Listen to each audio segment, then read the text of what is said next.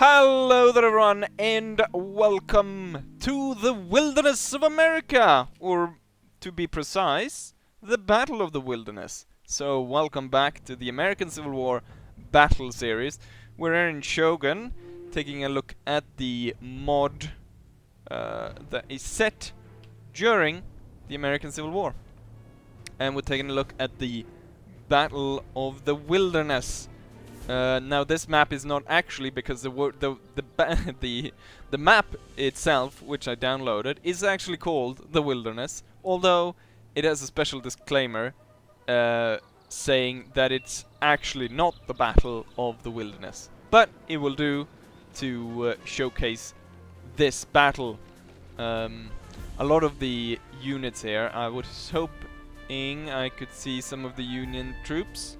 But let's go over to my side, playing as the Confederates. Since the Confederates were outnumbered in this, I thought that would be only fair to play them.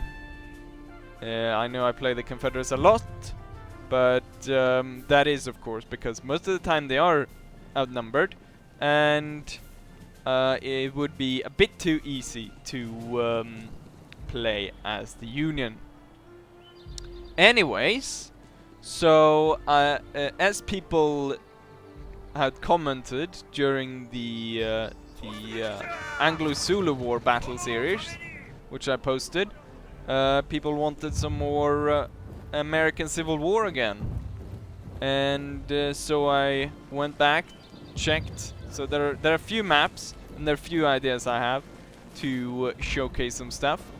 Also, I should note here that this is actually 0.3, the newest version of this. So there are some few new units, there's a few cannons, as you saw the cavalry. I want to see if we can find some Union cavalry. It's easier to see that those guys are new. They still speak Japanese. We got the 14 Brooklyn there. I decided to put every special unit in, so that may not be exactly super accurate to the Battle of the Wilderness. My artillery is going down here on the Confederates. We got, actually these are the colored troops. We've seen them before attacking that fort in the sand dunes. Here we got some here we go. There's the cavalry. See if we can pause actually, so we can take a closer look at them. Very nice uniforms, I must say. Since I'm Swedish, obviously, of course, I like the blue and yellow combination.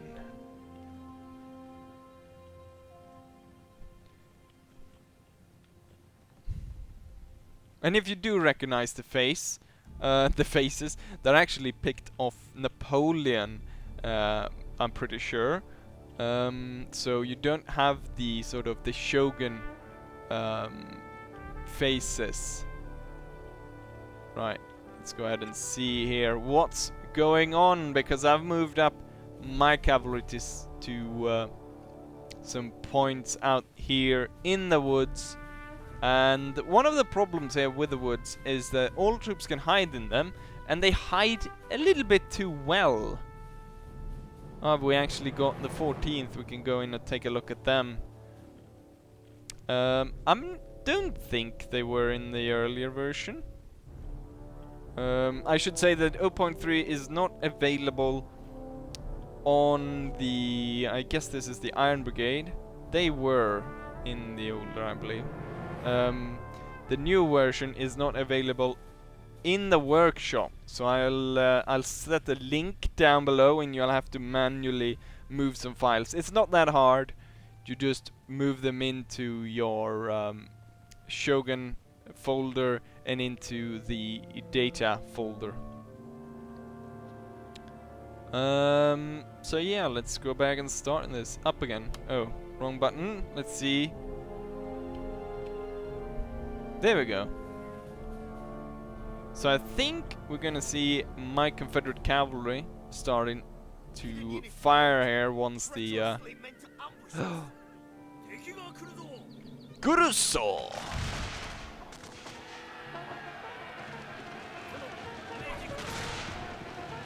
We've got another cavalry unit over there. I'm gonna redraw them. since there's quite a lot of Union troops turning up.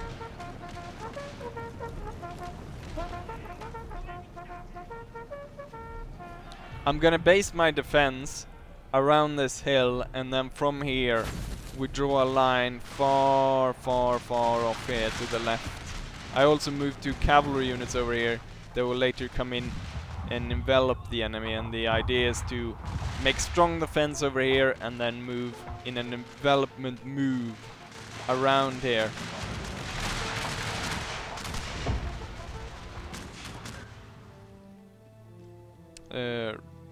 Let's see, that's how we do it.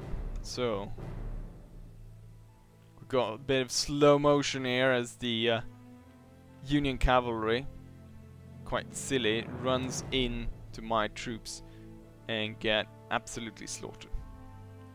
The one thing that is good, however, with the new but you're probably gonna notice throughout this, is that they've gone ahead and changed. Ooh, we got enemy artillery coming in here, hitting one of my Zouave units. I also got the Louisiana Tigers next to them, right here. One thing you're gonna notice is that they have reduced the accuracy quite a lot on the muskets.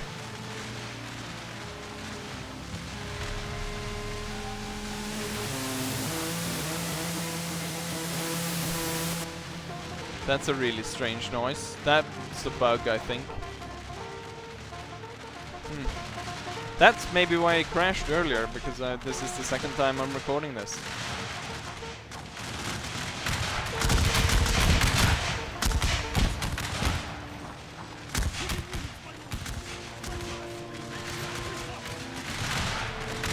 So what they've gone ahead to do is they've reduced the accuracy of the muskets to make more the battles longer, to last longer, so you don't have that that sort of standard Shogun battle in Fall of the Samurai. And the reason why they did that is because in Fall of the Samurai it's really too accurate. But the reason why it's too accurate in Fall of the Samurai is because the Fall of the Samurai is supposed to be able to be played against the samurai units, and then you need a high fire rate and high damage rate to be able to deal that kind of damage. But that means that once you come up against troops that don't have that kind of armor that the samurai have, you're gonna absolute slaughter them within seconds.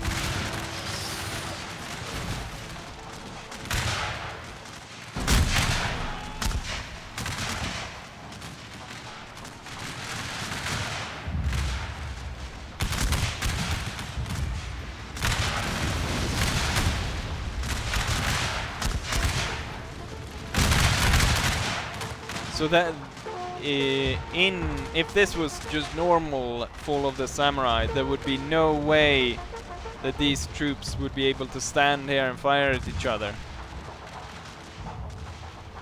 at this range. As we can see, they're very close here to each other, and they wouldn't be able to fire this long at each other over this prolonged time.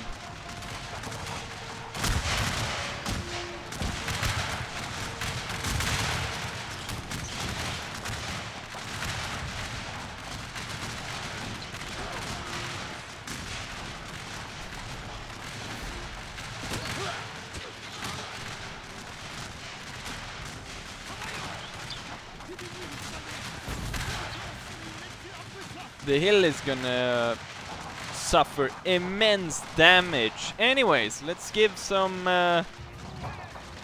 background here to the Battle of the Wilderness. I'm actually looking at it now where I think... this is the point where it's going a lot faster than I anticipated. Let's go ahead and... No, wait. There we go. No, that there. And then like that. So we go into slow-mo here. Because we got a charge going on.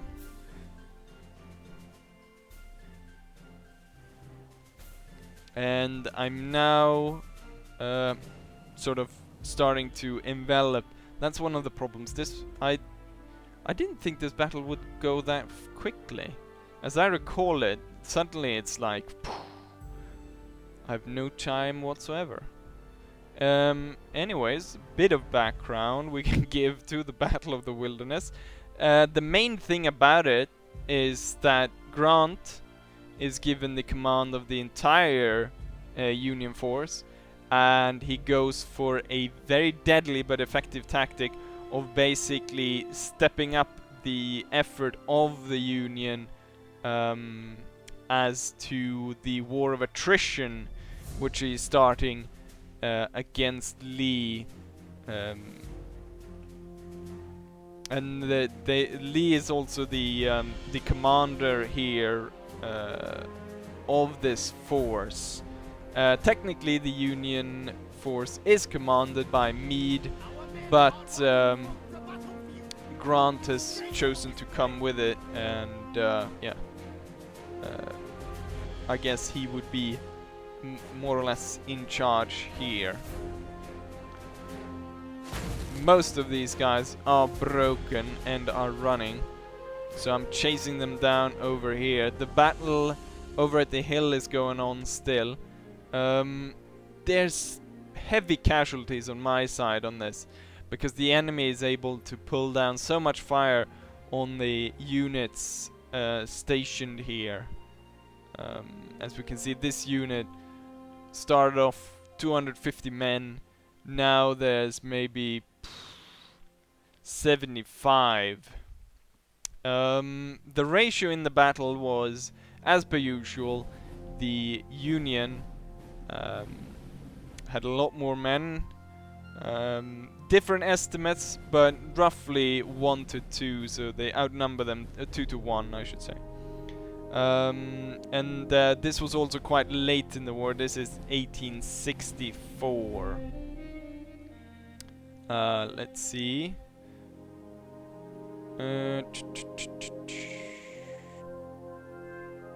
Right, maybe we should go back into full speed so we get the sounds of this. Also, maybe we can see some of the melee fighting. Since there were a lot of units moving around, I made a few mistakes. As we can see here, the Louisiana Tigers, Wheat Tigers, are just marching straight into this unit. Actually, pretty badass that they just marched straight onto them. Ah, he stuck that bayonet right through his throat.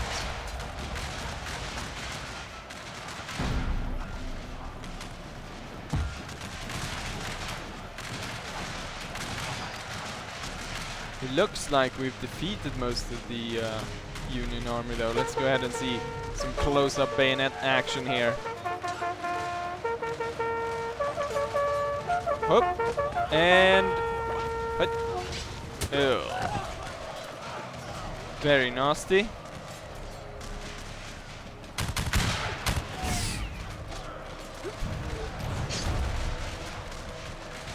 One of the cooler ones though is when he actually throws his rifle with the bayonet, and he throws it at full speed right in the guy. That usually happens though when they're charging.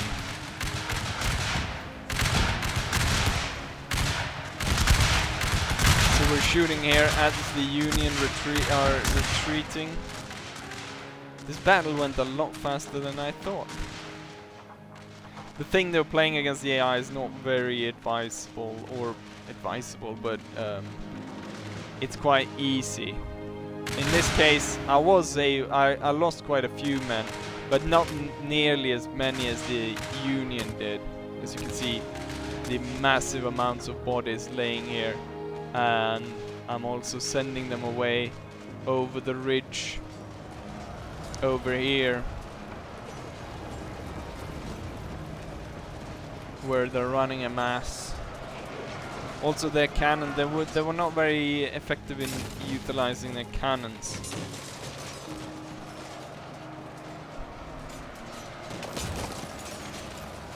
So to give a quick summary here, the Battle of the Wilderness, the 5th of May to the 7th of May 1864. The main thing would be the fact that we've got Ulysses Grant versus Robert E. Lee, and the fact that Grant is granted the leadership of the entire Union force, and the switch up to a much more deadly battle here, or a more deadly strategy against the Confederates, where they basically realize they're gonna have to take quite a few casualties, but they realize the fact that the Confederates can't replace their troops. One estimate was given that before, maybe you would fight maybe something, I'm not entirely sure on the numbers, but before this sort of change, maybe you would fight 8 hours in a year. Like, you would be part of one battle, or the average man would be part of one battle and fight for one day. That would be an 8-hour day, roughly. But after this, especially with this campaign, the let's see, what did he call it now again? The Overland, I think? The Overland campaign, was it? Yeah, the Overland campaign. They go from fighting at that sort of intensity to fighting of that intensity every day, which obviously gonna lead to a lot more casualties. And there we have the victory. I'll go ahead and go through, do a bit of machinima highlights to close up here, since we missed quite a few things since it went so quickly.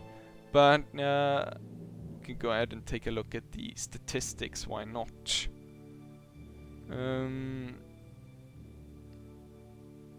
As I've said before, none of these battles are actually to replicate the result or the battle, how it went. It's more of setting up the forces of the battle at the sort of right location, and then fighting it out as I please. So we can see here that I've lost 1,000. That was one of the things I was thinking about, actually, the friendly fire, because when I was on the hill, that there was risk of friendly fire, and we can see I actually inflicted about 200 casualties on my own just by going by this. The losses, I've lost 1,700 men, but the enemy only killed 1,500, so there's a 200 difference there. While the enemy only team killed about 100 men, even less than 100 men of their own. So the AI is a lot better than that, than me. But yeah, hopefully you guys enjoyed it, and hopefully I'll see you guys for the next one. Bye!